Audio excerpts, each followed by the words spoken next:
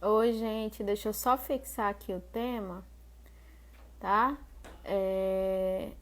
Para ninguém ficar confuso e não saber do que a gente tá falando, tá? Então, para quem tá chegando agora, a gente tá dando continuidade à live sobre Judas. Eu espero que vocês estejam gostando, né? O Lucas ele é assim, ele é uma enciclopédia espírita ambulante, tá? Se acostumem. Segunda temporada, bora. Já mandei, Lucas.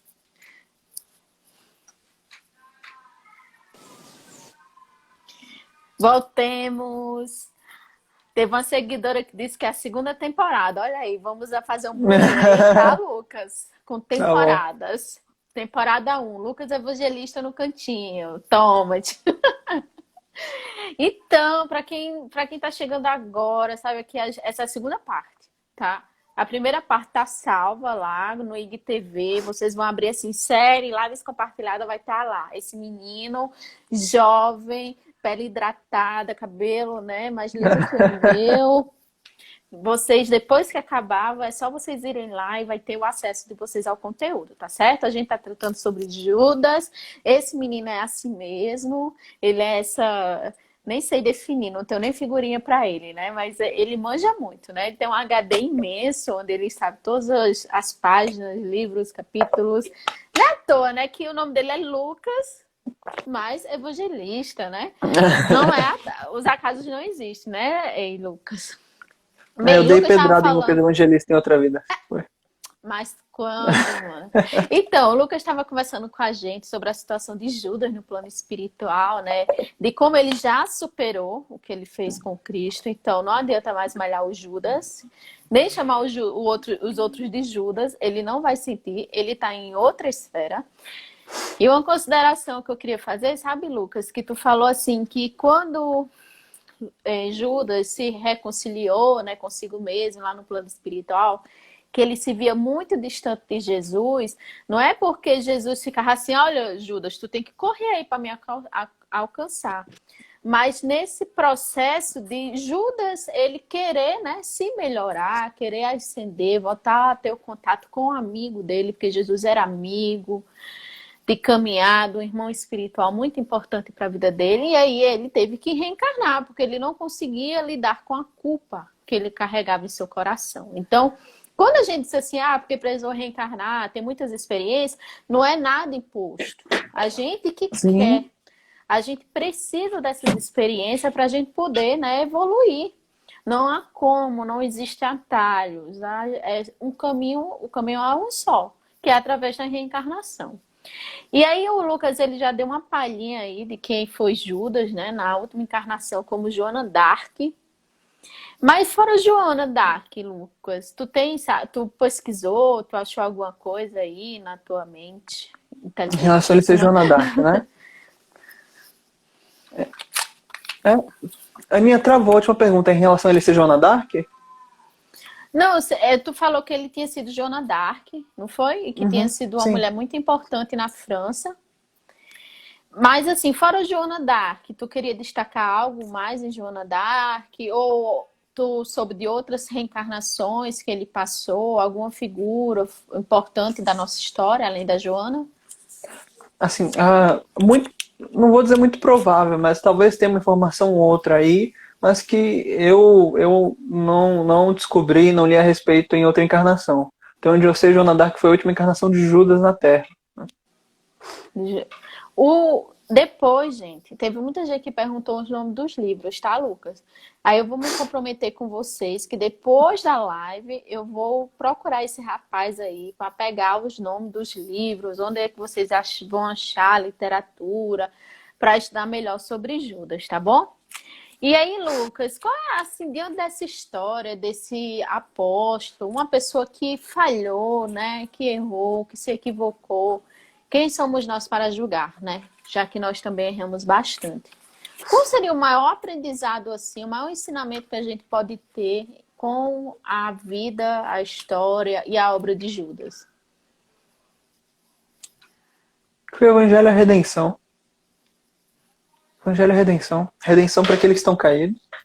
daqueles que se afastaram voluntariamente, se afastaram indiretamente, se afastaram sem perceber que estavam se afastando.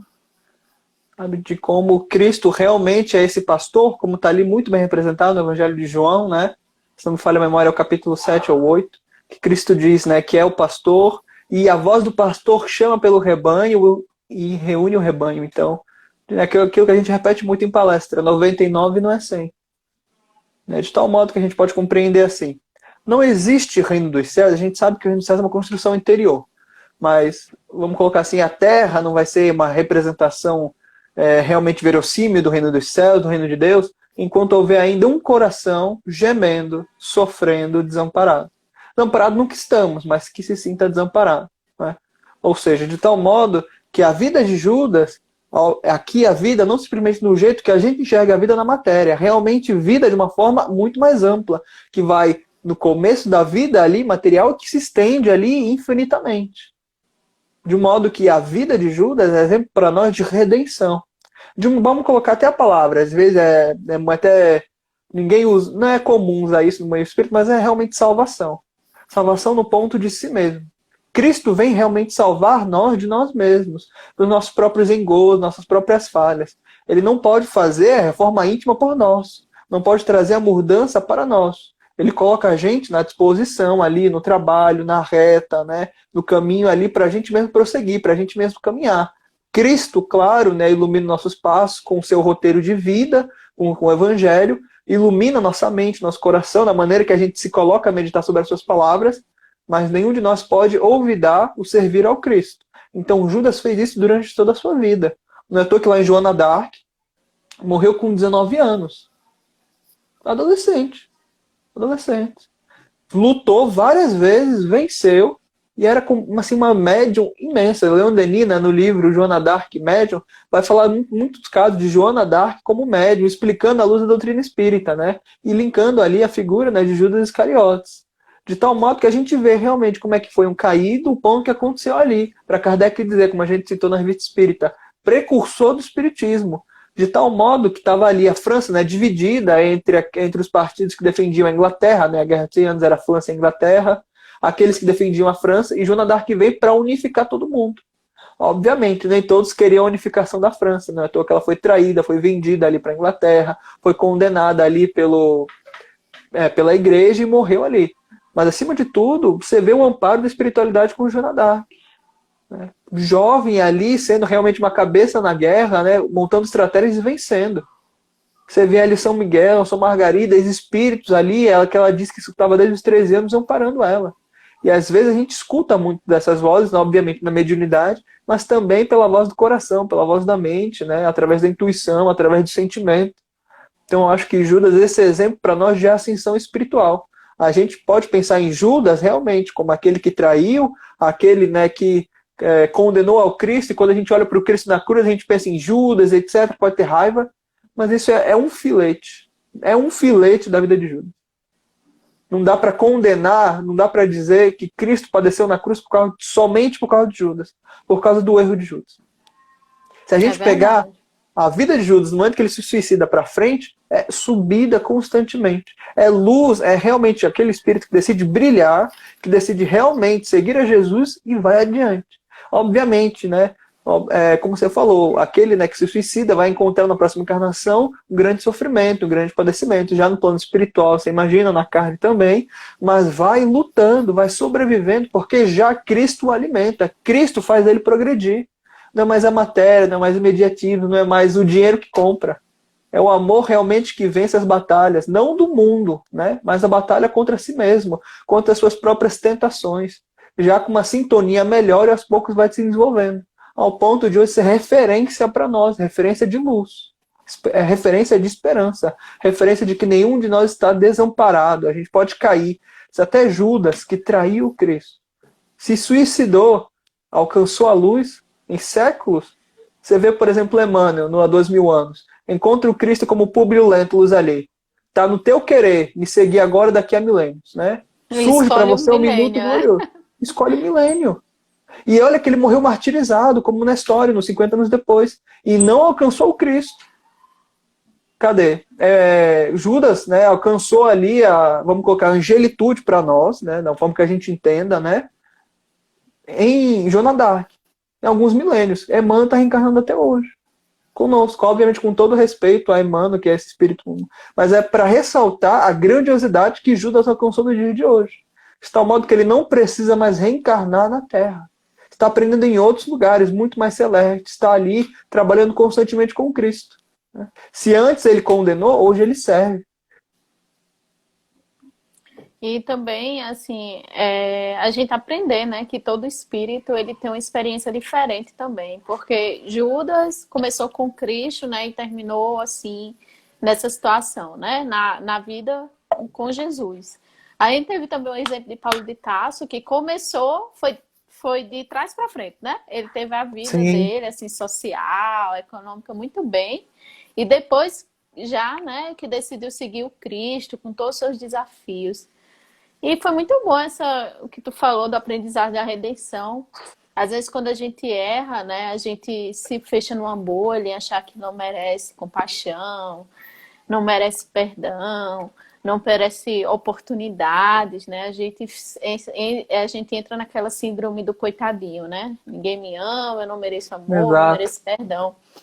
E Jesus disse que vai nos ganhar pela paciência, né? Tanto que ele peleja, Muita né? paciência. Muita paciência, não é à toa que estamos aqui hoje, né? Ele torcendo para que a gente aprenda e o siga, principalmente viver seus ensinamentos, né? Que é a parte mais difícil do processo, né? Então, Luquinhas, você quer fazer alguma consideração? Quer falar mais alguma coisa? Olha só, a Ana falou assim, presta atenção, viu, Lucas?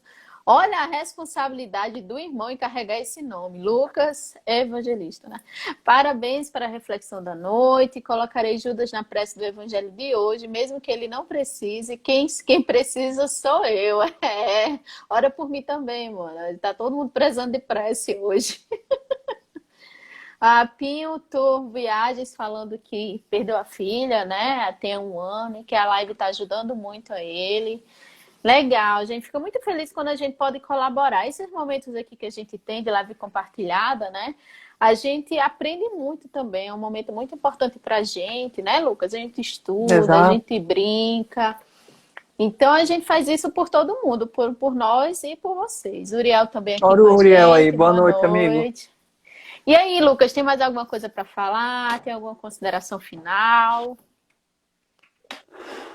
Às vezes a gente pode pensar que o espiritismo, né, ele não está avançando da forma que deveria avançar, que se vai lentamente, né, que o espiritismo ele não confronta o mundo, né.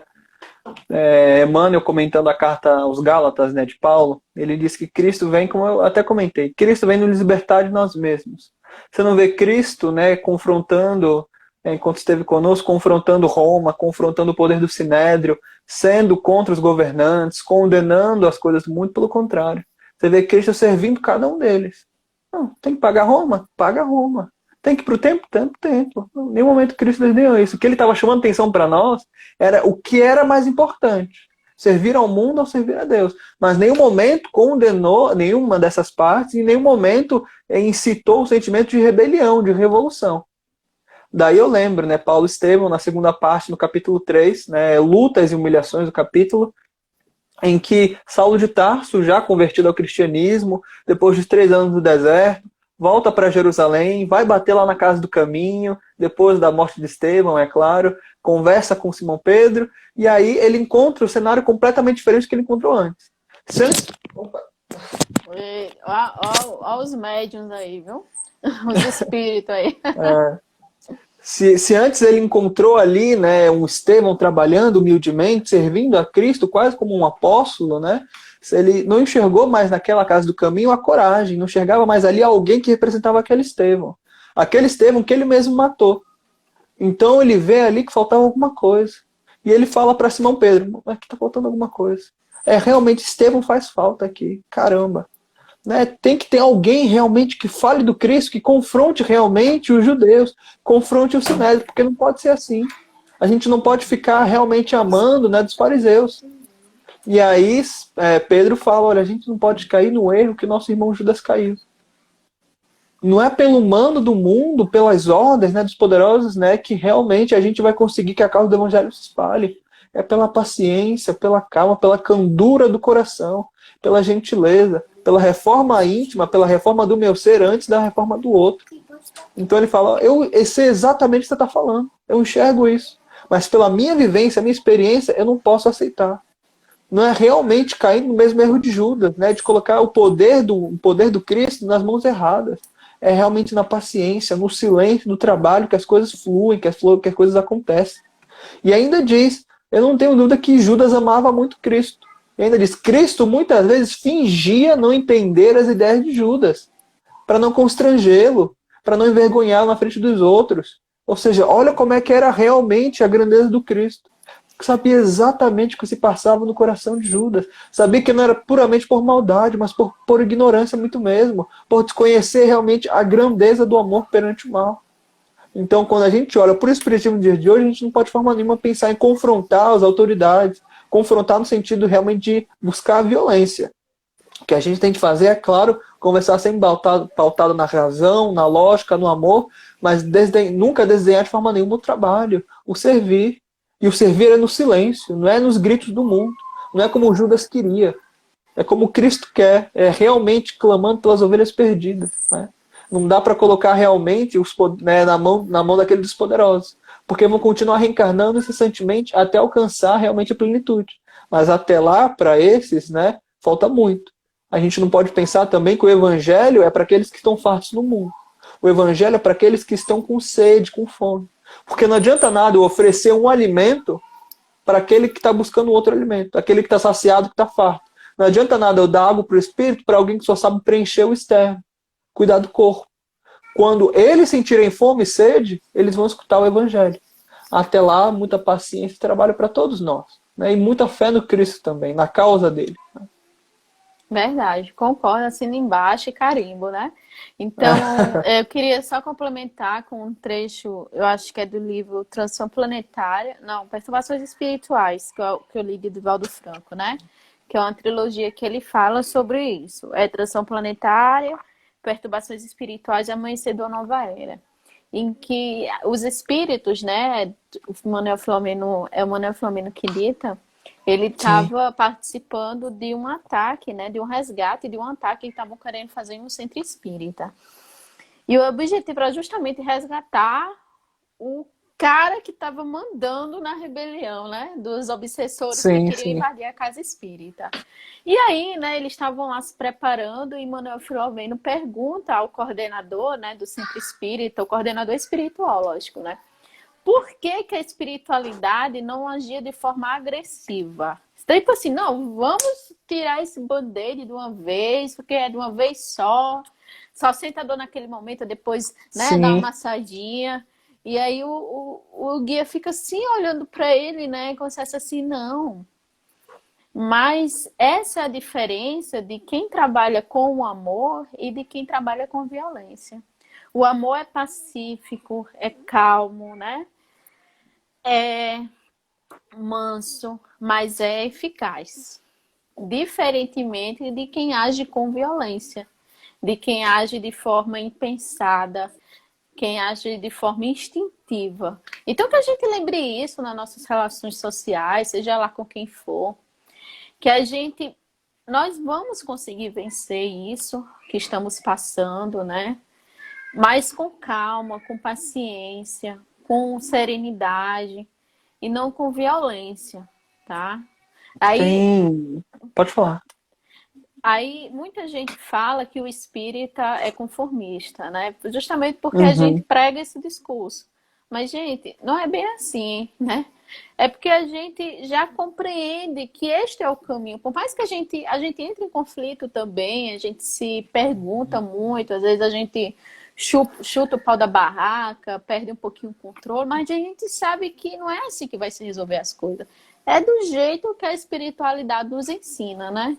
Então vamos ter mais um pouco de paciência, vamos respirar, que a gente vai conseguir, né, passar por essa fase. Sim, Lucas, tu ia falar mais alguma coisa? São duas frases que me remeteram agora à mente, né? Pela inspiração. No último capítulo, capítulo 20 do livro Libertação, do André Luiz pelo Chico, né, relata o momento, eu não, perdão pelo spoiler, né? Mas para quem não leu o livro, que é um livro belíssimo, né? Mas é o encontro de Gregório, né? Ou vamos colocar assim, o obsessor maior do livro, com a sua mãe no mundo espiritual, que já tinha alcançado altas esferas superiores. E aí eles estão querendo criar realmente uma guerra ali, uma revolução. Você estava comentando esse caso do Manuel Filomeno, me lembrou desse momento. Tem quase uma guerra ali no plano espiritual. Né? Os espíritos ali, os obsessores, né, com armas materializadas, etc. Né? E E os aí espíritos só na prece, né? não, Só, e é tranquilo, ai, isso tranquilo. louco! E aí ele fala, as armas, o espírito, né, Gregório, as armas, pedindo para todo mundo se armar, pegar a espada, etc, né? Aí fala, qual é a sua espada? E aí a mãe dele, né, que ele não tinha percebido que era a mãe dele, responde, eu não tenho outra espada senão a do amor, com que sempre te amei. Porque a espada, ela faz isso, a espada do amor faz isso. Ela corta os laços nossos com o ego, com a ganância, com a luxúria, tiram realmente aquilo que a gente não precisa mais e eleva para cima. E Libertação é um livro tão bonito que tem outra frase que aí eu vou citar realmente para ilustrar, para sintetizar tudo que a gente falou sobre a redenção, a salvação e o amor do Cristo, que é realmente do Gubbio, né, que é o mentor do André Luiz no livro, está no capítulo 12 também do Libertação, que ele fala assim: e aí a gente pensa realmente no Cristo e o que ele fez com Judas, né, amparando ele no mundo espiritual, sempre o amando e perdoando. E isso se aplica muito a nós, muito a nós. Em todos os lugares, um grande amor pode socorrer o amor menor. Pode socorrer o amor menor. A gente lembra daquele texto, né, o anjo solitário. O amor menor, dilatando-lhe as fronteiras, impelindo-o para o mais alto. E em toda parte, a grande fé, vitoriosa e sublime, agora a gente pensa no Cristo, ainda que molado na cruz, sangrando, derrotado para o mundo, com a vitória espiritual que a gente não consegue conceber até hoje. A grande fé, vitoriosa e sublime, pode auxiliar a fé pequenina e vacilante, arrebatando-a, né, para as culminâncias da vida. Libertação. É exatamente o que o Cristo faz conosco até hoje. Fez com Judas e Judas é o que é hoje, um anjo para nós. Mas ele falou que ninguém ia ficar para trás, né? Que a gente não ia ficar Exato. órfão, que ele era um Sim. bom pastor, que ele vai atrás da única que se perde, né? Mas ninguém fica para Sim. trás. Então, Lucas, eu queria lhe agradecer novamente por ter aceito esse convite. Tá? Eu torço muito para que Deus lhe abençoe. Que aí ele diz assim, Ana, isso é uma momentânea, quando acabar o isolamento, vai acabar também minha aparição. Não vai, porque eu não vou deixar, vou lhe obsediar novamente. Então, eu queria agradecer a todo mundo que esteve aqui presente com a gente. Foi um momento de aprendizado mútuo, todo mundo aqui aprendeu, né? E Lucas, quer se despedir do pessoal? Fica à vontade. Não, agradecer a todos realmente, né? Que a gente tenha a noção dessa redenção que o Cristo faz conosco e ter a mentalidade que Judas, ele segue aí vivo, forte. E hoje para nós, se Cristo é um pastor, ele é um pastor em menor escala, né? Guiando nossas almas para o Cristo, né? Que a gente não esqueça isso, que Cristo faz isso conosco, como a gente leu, né? Uma fé pequena e vacilante é impulsionada ao alto, ao sublime, ao eterno, a partir de uma fé grande, né? Realmente operosa em Deus. Então, muita força, muita paz, muita esperança, apesar das dores, das dificuldades muitas que a gente é convidado a servir na carne, mas como vai dizer Meimei, né? Cristo reina glorioso no amanhã, né? É isso que a gente gostaria de dizer. E muito obrigado pelo convite da Aninha, né? Que também Cristo abençoe bastante vocês aqui no cantinho, né? A Sabrina, você, enfim, não vou falar nem nome para não esquecer ninguém, mas é um trabalho muito importante, principalmente em época de pandemia, que muitas pessoas estão em casa, dando conforto, carinho, consolo, tá bom? Isso Muita aí. força e muita paz para todos aqui conosco. Gratidão mesmo. Estamos aí para nos ajudar. E se você gostou do Lucas, gostou do HD que ele tem dentro da mente dele, é só seguir o IG dele, Lucas Evangelista, que ele posta muita coisa bacana também. Ele é assim, né? Como vocês conheceram aqui. Então, obrigada. Eu vou ficando por aqui, vou encerrando a live. Desejo que vocês tenham uma boa noite. Para quem ainda não assistiu a parte 1, tá salva lá no IGTV, tá? E essa parte também vai ficar salva. Vai eternizar agora, Lucas. Agora as lives vão ficar eternizadas. Viu? Massa. Um beijo. Até a próxima, Lucas. Tchau, gente. Boa Força. noite. Tchau, tchau.